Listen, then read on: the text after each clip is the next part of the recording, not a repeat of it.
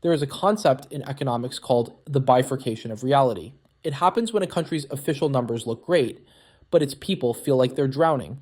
For the last 10 years, if you looked at the headlines, Canada seemed fine. The GDP is getting bigger. The population is booming. The cities are full. But if you look at your bank account or your grocery bill or the price of a one-bedroom apartment, you know something is deeply wrong. Here is the truth the government isn't telling you. The Canadian economy has stopped working for the people who live in it. We are sitting on $33 trillion worth of natural resources. We have one of the most educated workforces on earth. And yet, we are currently getting poorer at a rate not seen since the Great Depression. This isn't bad luck. It isn't a cycle. It is a mathematical trap that was built by design. And if we don't fix it, the middle class in this country isn't just shrinking, it's going extinct. Welcome to the Canada Trap. To understand the trap, you have to understand the shell game being played with the numbers. Every quarter, the government announces growth. They say the economy grew by 1.1%, and they aren't technically lying. The aggregate pile of money is getting bigger. But here's the math they are hiding. In 2023, the Canadian economy grew by 1.1%, but the population grew by 3.2%. Think about that. If you have a family pizza and you make the pizza 1% bigger, but you invite 3 more people to dinner, everyone gets a smaller slice. That is exactly what is happening. We are adding people 5 times faster than the OECD average. We are adding 1.2 million people a year, the size of a new Calgary every 12 months. But we are not building a new Calgary's worth of factories or hospitals or homes. The result is that real GDP per capita, the amount of wealth per person, is actually down 2.5% from where it was in 2019. We are in a per capita recession that is being masked by extreme population growth. The country is getting richer. You are getting poorer. So how did we get here? For a long time, Canada was the Boy Scout of the global economy. Stable banks, strong dollar, polite politics. But the engine broke in 2014. That was the year the global oil price collapsed. For a decade, Canada had been riding a commodity supercycle. Oil was $100 a barrel. The loonie was at parity with the US dollar. We felt rich because we were selling expensive energy to the world. When oil crashed to $50, the plan was supposed to change. The Bank of Canada lowered interest rates. The theory was standard economics. A cheaper dollar would make our manufacturing cheap. We were supposed to stop selling oil and start selling cars, software, and technology. It was called the rotation. But the rotation never happened. Instead of investing in factories or R&D, investors looked at the Canadian landscape and found a safer, easier way to make money.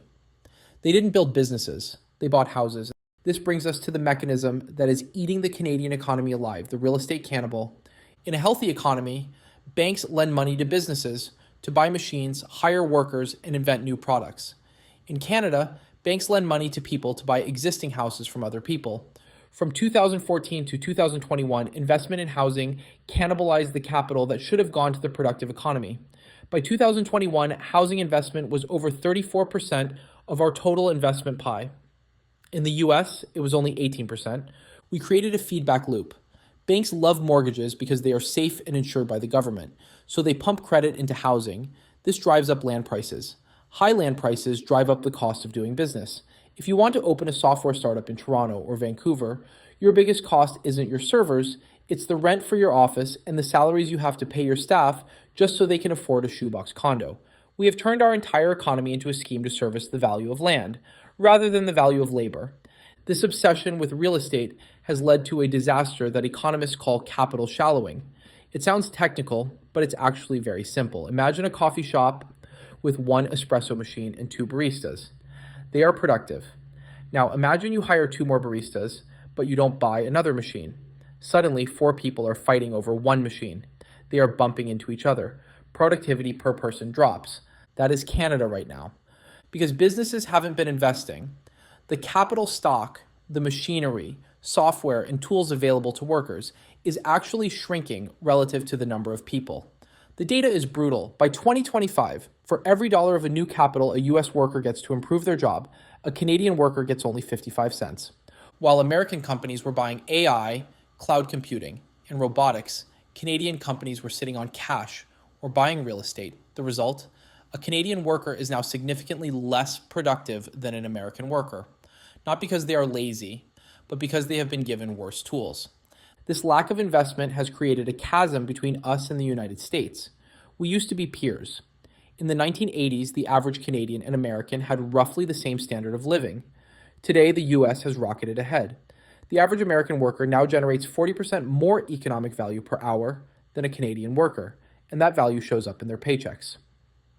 A software engineer in a Tier 2 US city earns nearly double what they would make in Toronto, with lower taxes and cheaper housing. And here is the most painful statistic.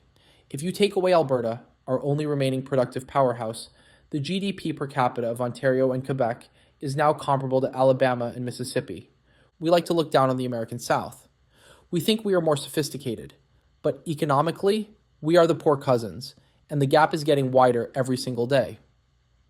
So, if the economy is broken, why isn't anyone fixing it? Because for the people at the top, it isn't broken, it's working perfectly. The Canada Trap has a specific set of winners, the oligopolies. Canada protects its biggest industries from foreign competition. We have 5 banks that control 90% of the market. We have 3 telecom giants that charge some of the highest rates in the world. We have a grocery cartel that faces zero threat from hard discounters like Aldi or Lidl.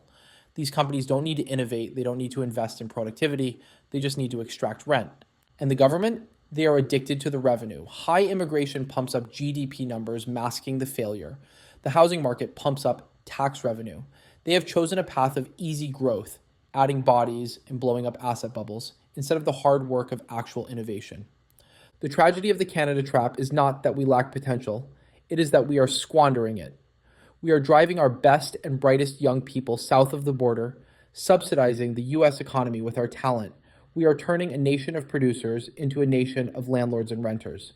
The OECD predicts that if we don't change course, Canada will be the worst performing advanced economy on the planet for the next 40 years. We are watching a slow motion car crash. The official numbers say we are fine, but the reality is that the ATM is broken. The machine is full of cash, $33 trillion of it. But we have forgotten the PIN code.